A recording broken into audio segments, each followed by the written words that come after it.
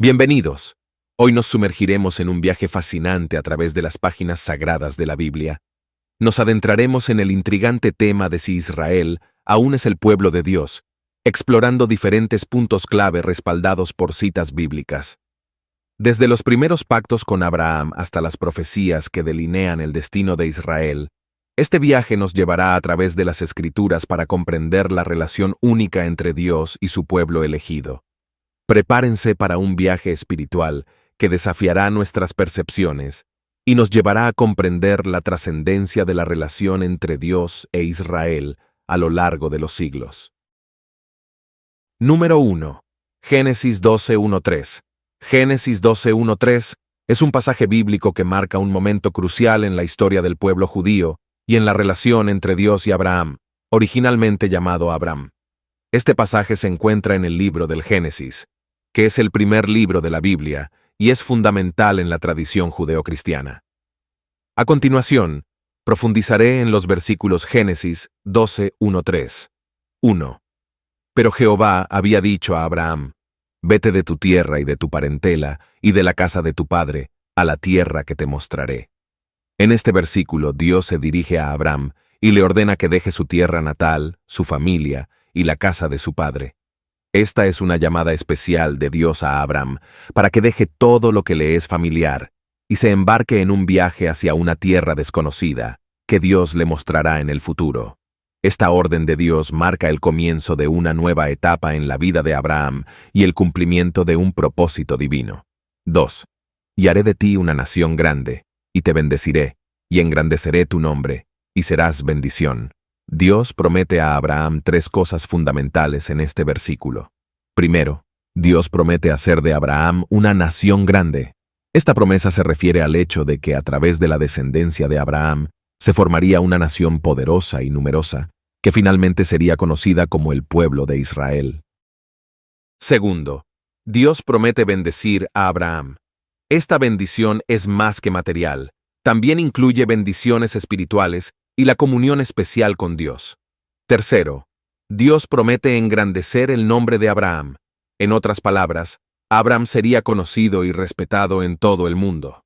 Bendeciré a los que te bendijeren, y a los que te maldijeren maldeciré, y serán benditas en ti todas las familias de la tierra. Este versículo es una extensión de la promesa divina. Dios dice que aquellos que bendigan a Abraham serán bendecidos, y aquellos que lo maldigan serán maldecidos. Esto indica la importancia de la relación de Dios con Abraham y su descendencia, y cómo Dios protegerá y prosperará a aquellos que estén en comunión con Él. Además, la última parte del versículo es una promesa aún más amplia. Serán benditas en ti todas las familias de la tierra. Esto significa que a través de Abraham y su descendencia, Dios tiene la intención de bendecir a todas las naciones y familias de la tierra.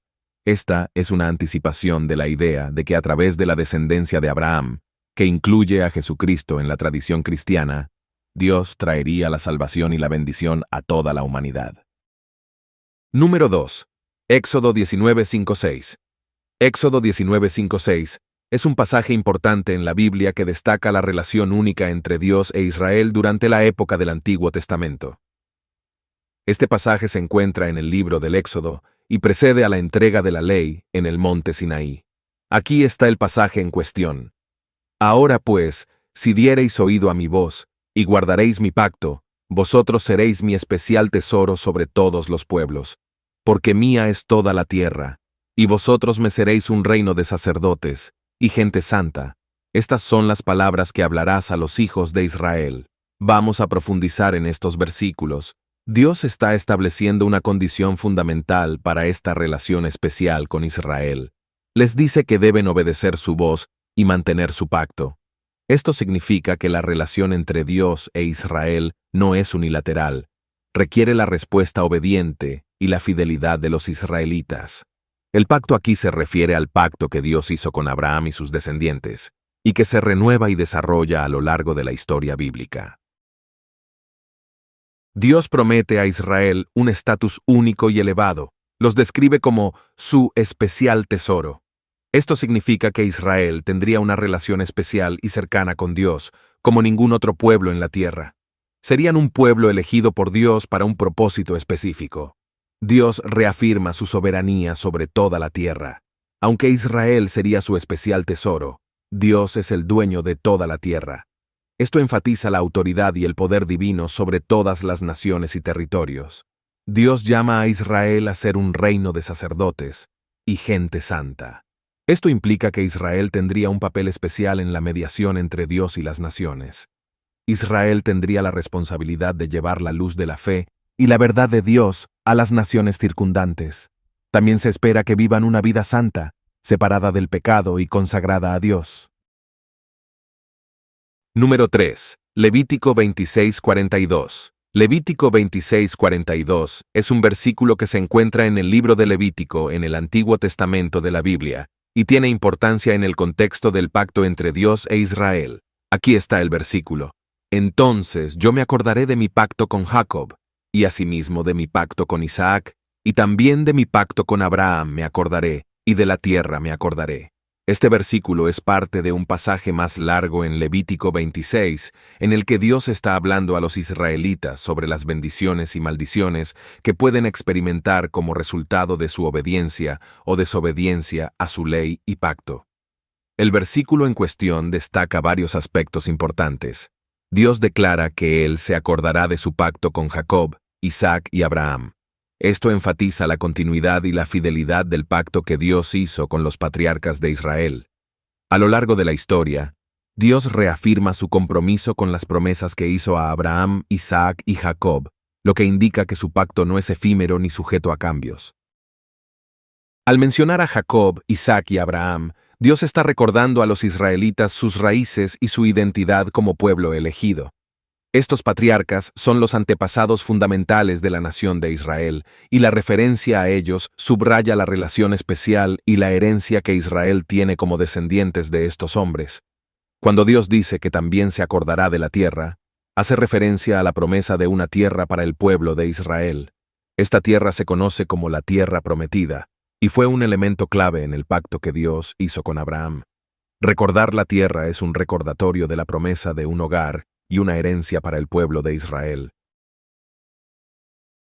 Número 4. Deuteronomio 28. Deuteronomio 28 es un capítulo fundamental en el libro de Deuteronomio que contiene una extensa descripción de las bendiciones y maldiciones asociadas con el pacto entre Dios e Israel. Este capítulo es conocido como el capítulo de las bendiciones y las maldiciones, y juega un papel esencial en la comprensión de la relación entre Dios y el pueblo de Israel en el Antiguo Testamento. A lo largo de Deuteronomio 28, se describen las recompensas divinas por la obediencia y las consecuencias por la desobediencia de Israel al pacto.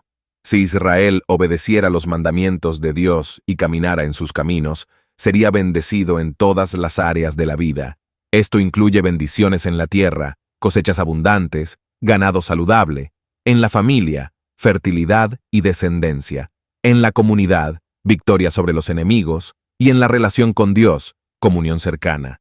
Dios promete a Israel ser cabeza y no cola, lo que significa que estarían en una posición de liderazgo y prominencia entre las naciones. Dios promete protección contra los enemigos y el establecimiento de una nación fuerte y respetada. En contraste con las bendiciones, las maldiciones descritas en este capítulo son graves y detalladas. Incluyen enfermedades, hambre, derrotas militares, esclavitud, desolación y exilio. El capítulo advierte sobre la pérdida de la tierra prometida si Israel se aparta de Dios y se involucra en la idolatría y la desobediencia. Las maldiciones también enfatizan que Israel será dispersado entre las naciones y experimentará sufrimiento y opresión si se aparta de Dios. Las maldiciones se describen en términos vívidos y angustiosos para enfatizar las consecuencias graves de la desobediencia al pacto. Número 5. Isaías 43:5-6. Isaías 43:5-6 es un pasaje importante en el libro de Isaías que trata sobre la promesa de Dios de reunir a Israel después del exilio. Este pasaje es parte de un discurso profético en el que el profeta Isaías habla en nombre de Dios y ofrece consuelo y esperanza al pueblo de Israel durante un momento de dificultad y desolación. Isaías 43:5-6. No temas, porque yo estoy contigo. Del oriente traeré a tu descendencia, y del occidente te reuniré. Diré al norte, entrégame, y al sur, no retengas a mis hijos, y traigan de lejos a mis hijas, y de los confines de la tierra a mis amados. En estos versículos, Dios está haciendo una promesa a Israel de que los reunirá nuevamente después del exilio. Durante el exilio babilónico, que tuvo lugar en el siglo VI a.C., muchos israelitas fueron llevados cautivos a Babilonia. Esta fue una experiencia traumática para el pueblo de Israel, pero Dios promete en este pasaje que los traerá de regreso a su tierra natal desde todas las direcciones, oriente, occidente, norte y sur.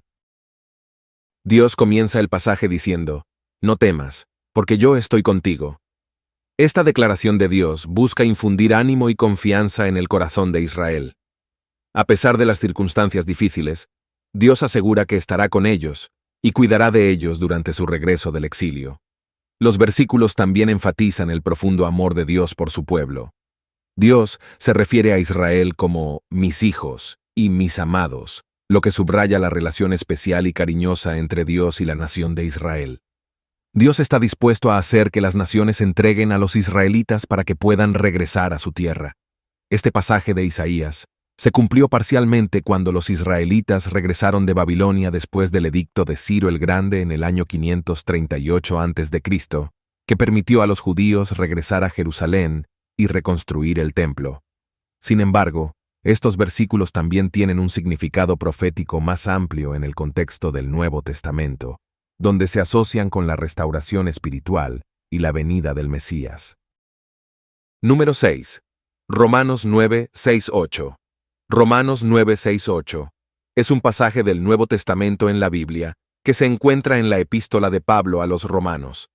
En estos versículos, el apóstol Pablo aborda la distinción entre Israel, según la carne y según el Espíritu.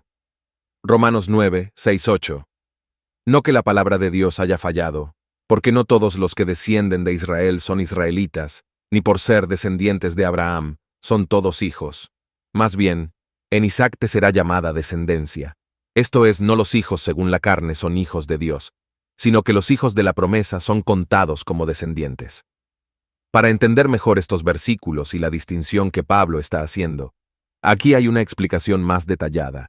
Pablo comienza señalando que no todos los que descienden de Israel son israelitas.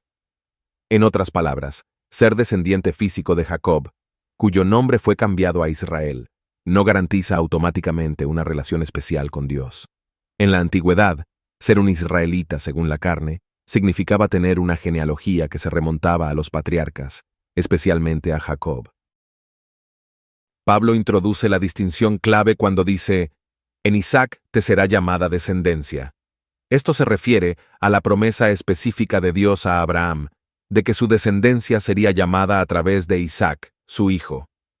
Pablo está argumentando que la verdadera identidad de Israel no se basa simplemente en la genealogía o la descendencia física, sino en una relación espiritual y una herencia espiritual. Los verdaderos hijos de Dios no son solo aquellos que tienen una conexión física con Abraham, sino aquellos que tienen una fe genuina y están en una relación de fe con Dios. Pablo concluye este pasaje al afirmar que los hijos de la promesa son contados como descendientes. Esto significa que los verdaderos herederos de las promesas de Dios son aquellos que creen en esas promesas y confían en Dios. En otras palabras, la fe en Dios y la aceptación de su promesa son lo que define la verdadera identidad de Israel, más allá de las consideraciones puramente físicas. Número 7. Juan 15, 1-5. Juan 15, 1-5 es un pasaje importante en el Evangelio de Juan, en el Nuevo Testamento de la Biblia, en el que Jesús introduce una nueva dimensión en la relación con Dios.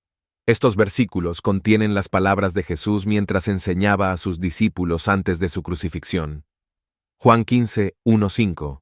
Yo soy la vid verdadera, y mi Padre es el labrador.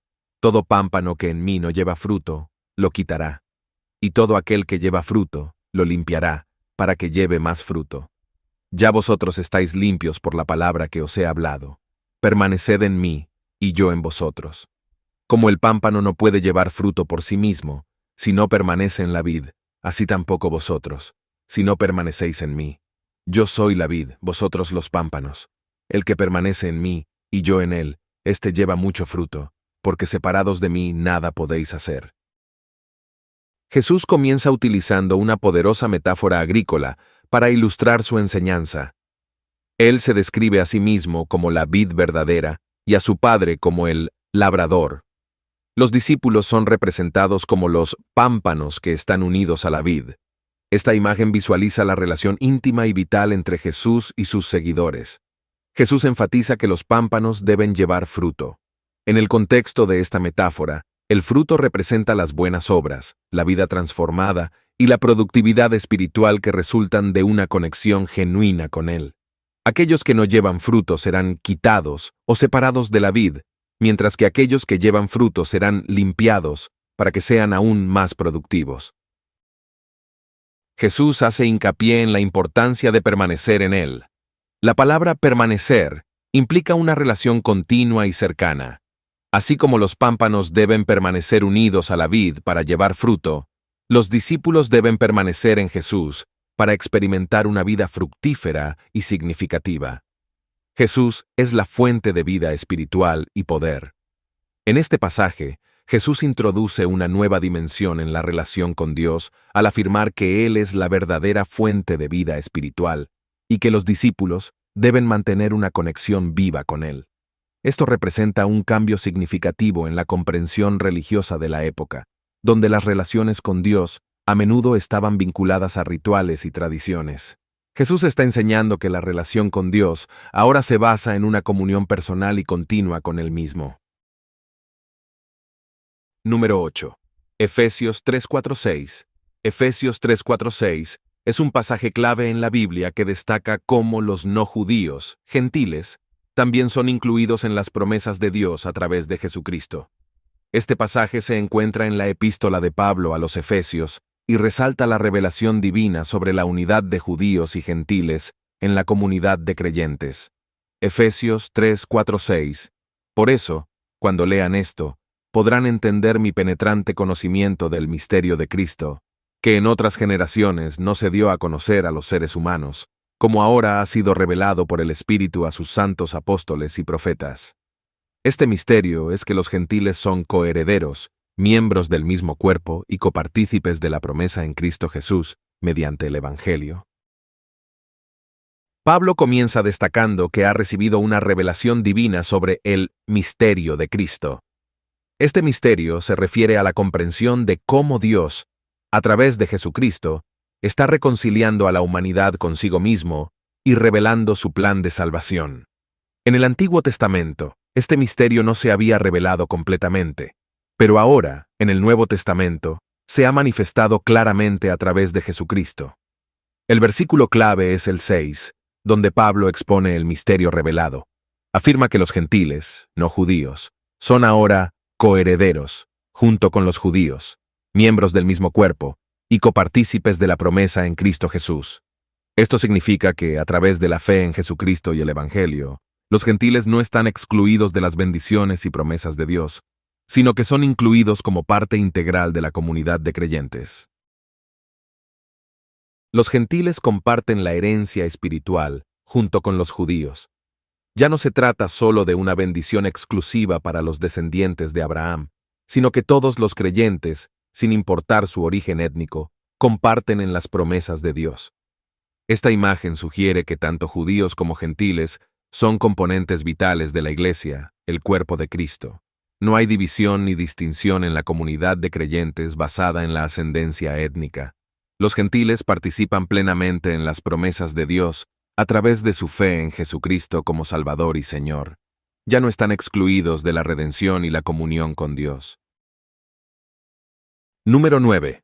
Romanos 11, 25, 26. Romanos 11, 25, 26 es un pasaje del Nuevo Testamento que aborda la relación de Israel con la salvación en el contexto de la teología paulina. Este pasaje se encuentra en el contexto más amplio del capítulo 11 de Romanos, donde el apóstol Pablo discute la relación de Israel con la redención a través de Jesucristo. Romanos 11, 25, 26. No quiero que ignoren este misterio, hermanos, para que no se vuelvan arrogantes, Israel ha experimentado un endurecimiento en parte hasta que haya entrado la totalidad de los gentiles.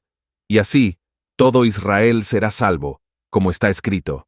El libertador vendrá de Sión, apartará de Jacob la impiedad. Pablo comienza hablando de un misterio que no quiere que los creyentes ignoren. Este misterio está relacionado con el endurecimiento parcial de Israel y la entrada de los gentiles en el plan de salvación. Pablo señala que Israel ha experimentado un endurecimiento en parte. Esto se refiere al hecho de que, en general, muchos judíos no reconocieron a Jesucristo como el Mesías durante el tiempo de Pablo. El endurecimiento parcial de Israel permite que los gentiles entren en la fe. Esto se alinea con la misión universal de la Iglesia, donde tanto judíos como gentiles son invitados a participar en la salvación a través de Jesucristo. El versículo 26 contiene una declaración importante, y así, todo Israel será salvo. Esto ha sido objeto de interpretación y debate a lo largo de la historia, y tiene un significado más espiritual, refiriéndose a todos los creyentes, tanto judíos como gentiles. La afirmación, el libertador vendrá de Sión, apartará de Jacob la impiedad, es una cita del Antiguo Testamento, Isaías 59, 20-21. Esto refuerza la conexión de las enseñanzas de Pablo con las profecías mesiánicas del Antiguo Testamento. Desde una perspectiva cristiana, muchos creen que la salvación futura de Israel se cumplirá en la segunda venida de Cristo. La venida del libertador de Sión, entendido como Jesucristo, resultará en la salvación de todo Israel. Número 10. Gálatas 6:16. Gálatas 6:16 es un versículo en el que el apóstol Pablo utiliza la frase «la Israel de Dios». Este pasaje se encuentra en la epístola a los Gálatas, en el Nuevo Testamento de la Biblia, y es una declaración importante en el contexto del debate sobre la circuncisión y la relación entre los creyentes gentiles y la herencia judía. Gálatas 6:16. Paz y misericordia sean a todos los que andan conforme a esta regla y sobre el Israel de Dios. La epístola a los Gálatas es una carta escrita por el apóstol Pablo para abordar problemas teológicos y prácticos que surgieron en las iglesias de Galacia. Uno de los problemas clave que Pablo aborda en esta carta es la cuestión de si los creyentes gentiles deben circuncidarse y seguir la ley judía para ser considerados parte del pueblo de Dios. Pablo argumenta en contra de esta idea, defendiendo que la fe en Jesucristo es lo que realmente importa para la salvación. En Gálatas 6:16, Pablo utiliza la expresión Israel de Dios para referirse a los creyentes, tanto judíos como gentiles, que han puesto su fe en Jesucristo. Esto es significativo porque Pablo está enfatizando que la verdadera identidad de Israel ahora se basa en la fe en Cristo y no en la ascendencia étnica ni en la observancia de la ley judía. En otras palabras, ser parte del Israel de Dios significa ser parte del pueblo de Dios a través de la fe en Jesucristo. Al utilizar la frase Israel de Dios, Pablo está subrayando la inclusión de los creyentes gentiles en la herencia espiritual de Israel. Antes de la venida de Jesucristo, la identidad de Israel estaba fuertemente ligada a la descendencia física de Abraham y la observancia de la ley mosaica.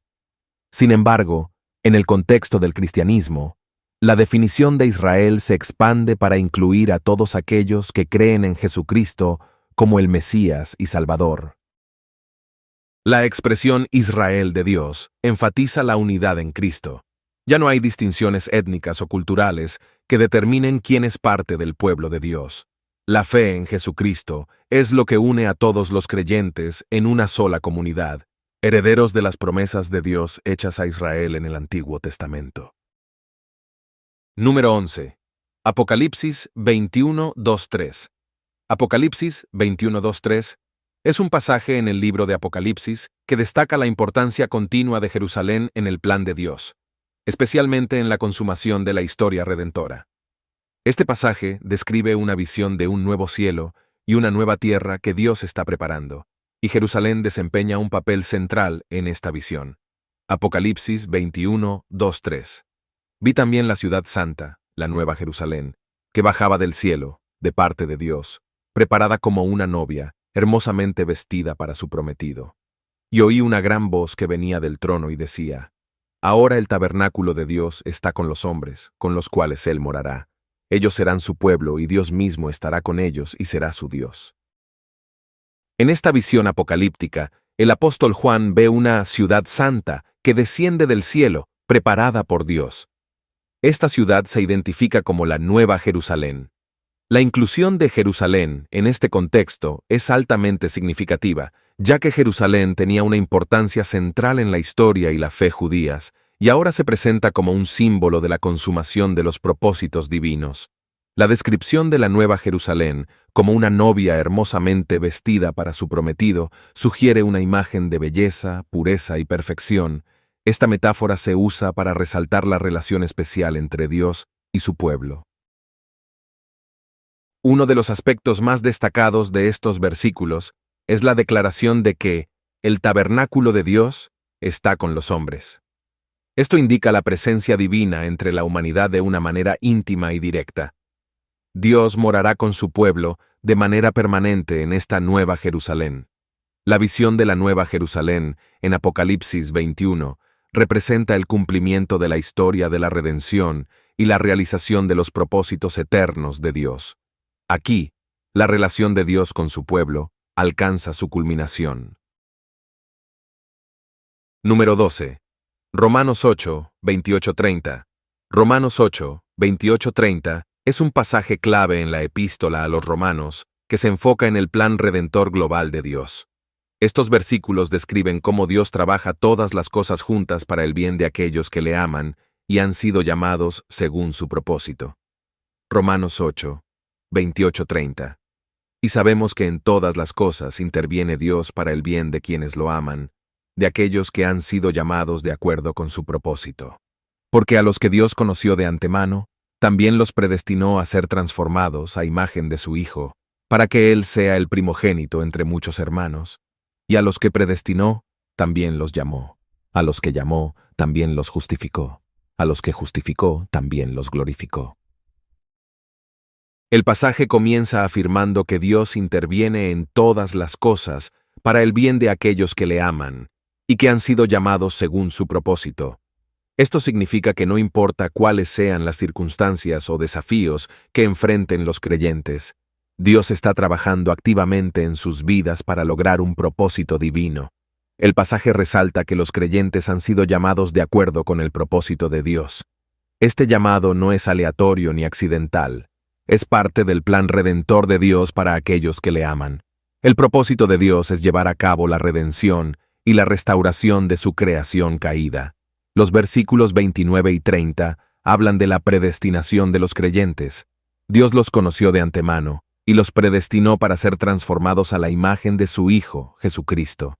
Esta transformación implica que los creyentes sean conformados a la semejanza moral y espiritual de Cristo a medida que crecen en santidad y amor.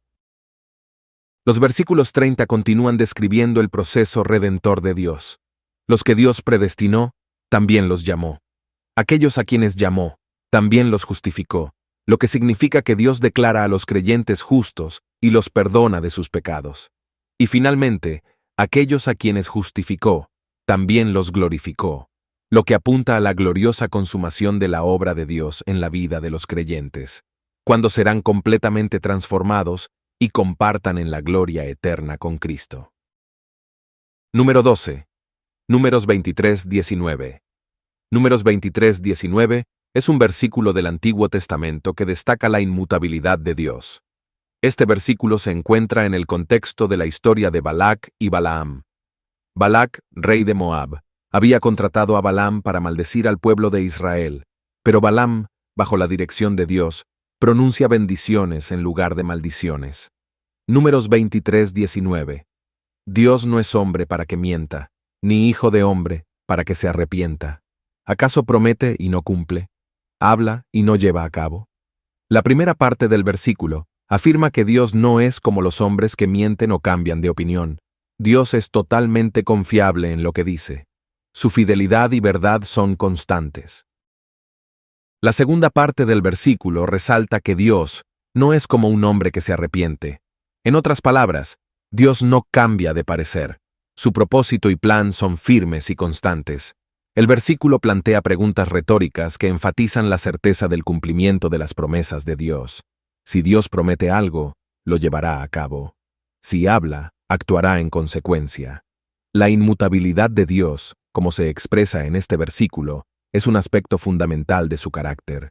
La idea es que Dios es constante, fiel y digno de confianza.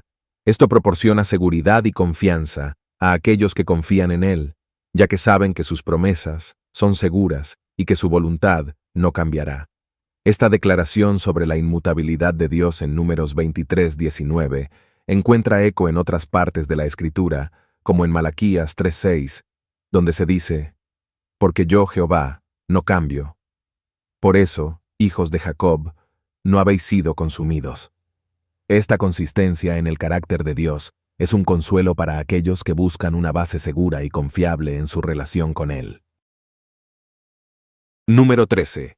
Mateo 24:30 y 2:34. Mateo 24:30 y 2:34 es parte del discurso apocalíptico de Jesús conocido como el discurso del Monte de los Olivos. En estos versículos, Jesús habla sobre las señales de su segunda venida y proporciona una parábola de la higuera como ilustración. Aquí está el pasaje. Mateo 24:30 y 2:34. De la higuera aprendan esta parábola. Cuando sus ramas se ponen tiernas y brotan hojas, ustedes saben que el verano está cerca. Así también, cuando vean todas estas cosas, sepan que Él está cerca, a la puerta. Les aseguro que no pasará esta generación hasta que todo esto suceda. Jesús compara el conocimiento de las señales de su venida con la observación de una higuera que brota hojas. Así como la higuera da señales del próximo verano cuando sus ramas se vuelven tiernas, las señales que Jesús menciona indican la proximidad de su regreso. Antes de estos versículos, Jesús había hablado sobre diversas señales que precederían a su venida, como guerras, hambres, terremotos y persecuciones. Aquí, Él señala que cuando vean todas estas cosas, deberían reconocer que su venida está cerca. Jesús declara enfáticamente que cuando vean estas señales, saben que Él está cerca, a la puerta. Esta declaración resalta la idea de que los eventos que Él ha descrito indican la proximidad inminente de su regreso. En el versículo 34, Jesús dice: «Les aseguro que no pasará esta generación hasta que todo esto suceda». Este verso ha sido objeto de interpretación y debate. Algunos sostienen que esta generación se refiere a la generación que ve las señales iniciales descritas, mientras que otros sugieren que podría tener un significado más amplio. Algunos intérpretes ven un cumplimiento parcial de estas profecías en eventos que ocurrieron poco después del discurso de Jesús, incluyendo la destrucción del Templo de Jerusalén en el año 70 después de Cristo. Otros creen que estas palabras también apuntan a eventos futuros más cercanos a su segunda venida. Más allá de la especulación sobre tiempos y fechas, el mensaje general es que los creyentes deben estar alerta, vigilantes y preparados para la venida de Cristo. Jesús enseña la importancia de interpretar las señales de los tiempos y estar espiritualmente preparados. Gracias por ver este video. Espero que hayas encontrado la información interesante y valiosa. Si disfrutaste del contenido, no dudes en darle un like y compartirlo con tus amigos y seguidores. También te invito a dejar tus comentarios y opiniones. Tu participación es fundamental para el crecimiento de este canal. Recuerda suscribirte para no perderte futuros videos y seguir explorando juntos temas fascinantes. Gracias por ser parte de nuestra comunidad y espero verte en el próximo video.